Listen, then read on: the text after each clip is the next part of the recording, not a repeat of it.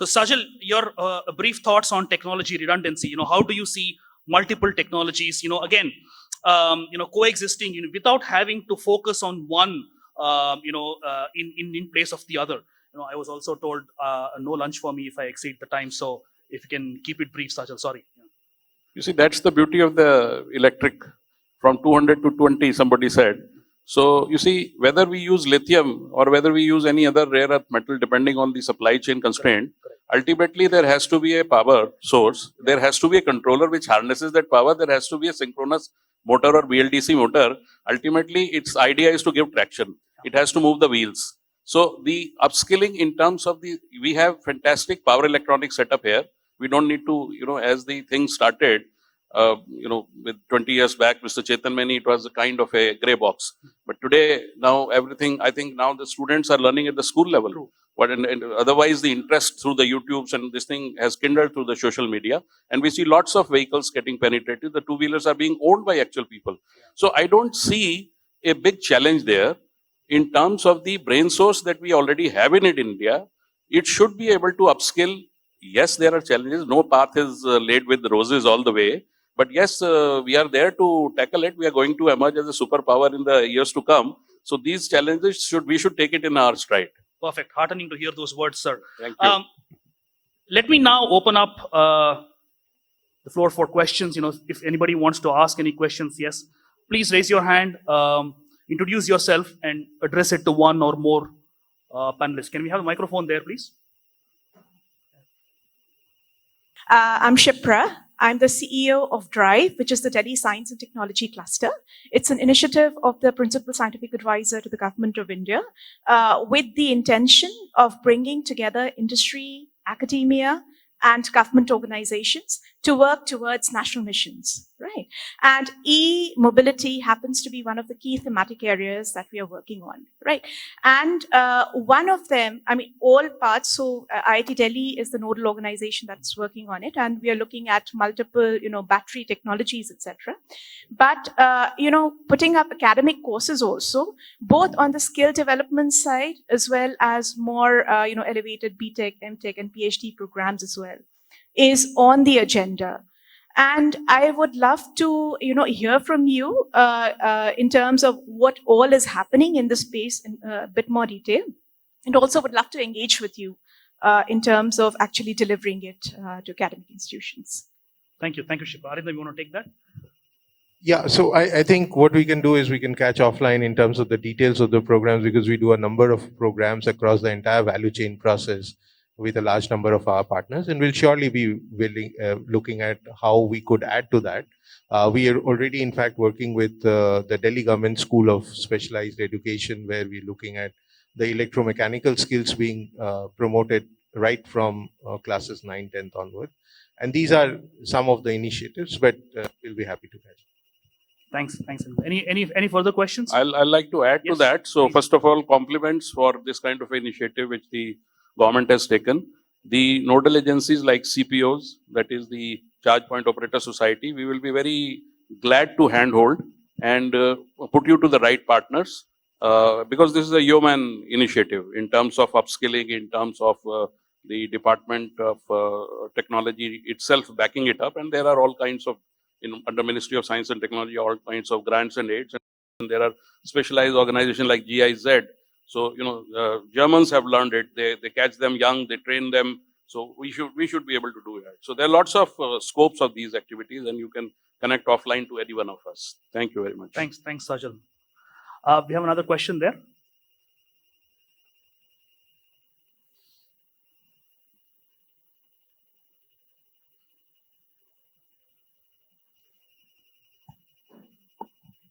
Sorry. Hello. Microphone is there. Am I audible? You next. Yeah. Hello. Myself, I am AB Singh. I am from CTech Energy Private Limited. In fact, I would like to know from the panel and from all the senior member here that everyone is talking of the swapping of battery, and a lot of initiative have been taken from the government in this particular direction. But there is not any specific initiative from the government as far as the specification of the batteries are concerned, because it is only being talked in the terms of voltage and AH.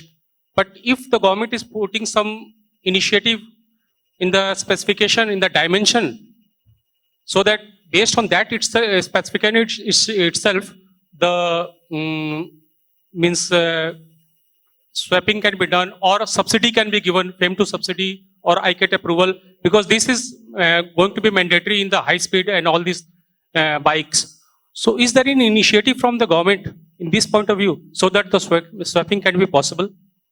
Sort of your OEM's perspective on that, I know there aren't any initiatives on standardizing the dimensions, essentially interoperability, but on OEM's perspective, manufacturer's perspective. So, I mean, I don't think I'll fully answer the question, but see, swapping would make sense for a two-wheeler and a light three-wheeler passenger. Some of the use cases, we are more on the cargo and Right.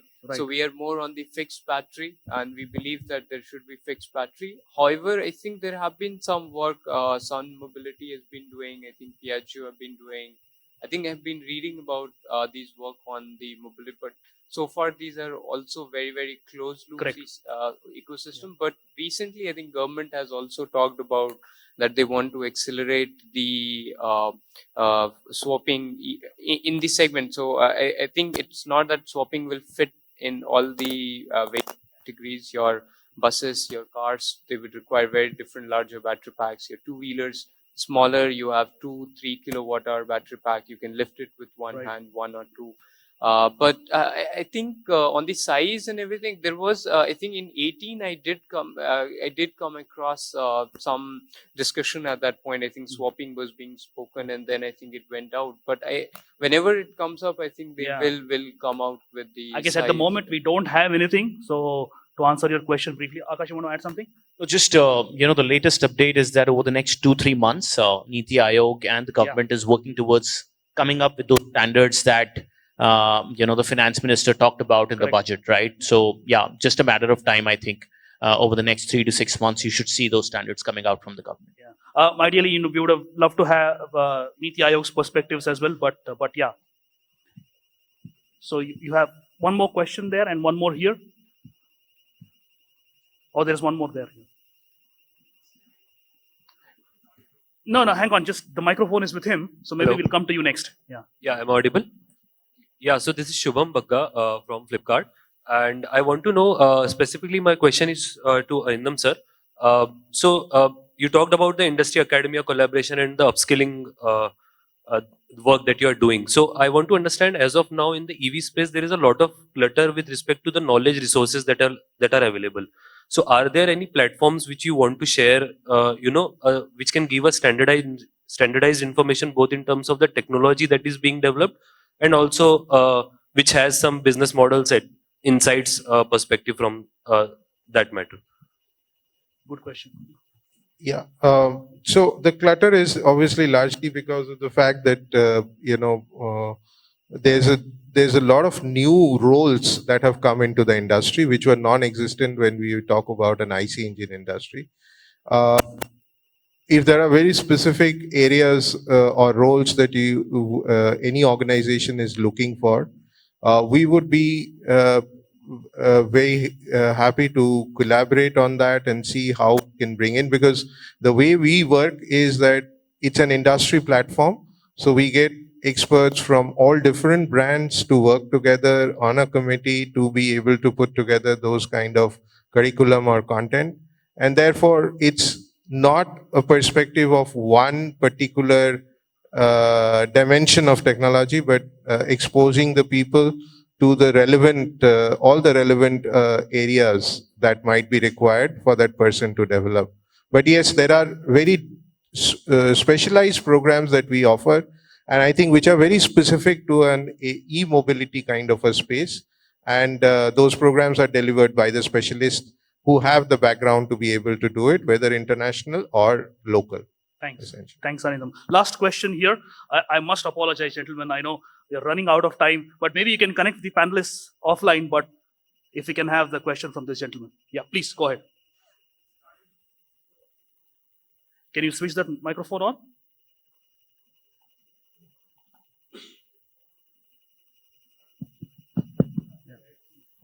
Hello, Please my go name ahead. is Vilvanathan.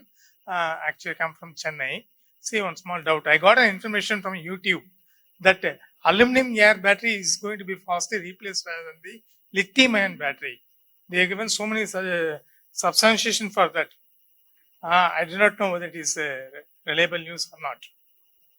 So, what's the question? The question is whether in future aluminum air battery may take over rather than the lithium ion battery. Anybody wants to take that?